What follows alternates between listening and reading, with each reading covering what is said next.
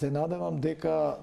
идејата за тотално себеуништување ќе одекне во, да кажеме, сетилата за чувство за страв, но и за водство и за екзистенција на страните на сите лидери во овој круг. Меѓутоа, мислам дека веќе ова станува збор за многу висока политика, која што не случајно е оставено да се разлее на овој начин, бидејќи тоа е одраз на целокупната промена на архитектурата во светот во однос на безбедносниот систем, кој што едноставно не сака да се потпира на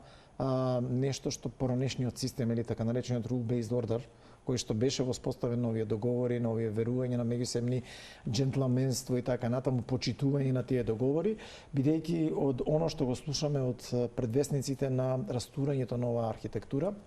меѓу кои тоа се нели САД, Русија, Кина и така натаму, е дека токму ваквиот начин довел до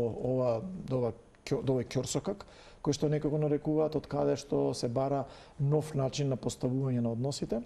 И како сето тоа треба да изгледа, за сега е многу тешко да се предвиди, бидејќи она што гледаме е крајно непредвидливи, да кажеме, чекори од страна на лидерите и од страна на САД, но и од страна на Кина и Русија. Овој договор всушност овозможуваше некакво ограничување, овозможуваше инспекции,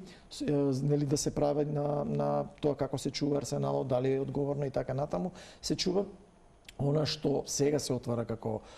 можност, кое што мислам дека многу брзо ќе биде затворено. Меѓутоа, убаво вие констатиравте дека се бара решение како да се вклучи Кина во сето ова, бидејќи таа е надвор од овој договор, значи не е гарант за овој договор, со цел да се стави во пат позиција, бидејќи Кина цело време заговара дека води политика на пиететност, договарање и на вин-вин стратегија, која што нели е само во наратив, не и во пракса.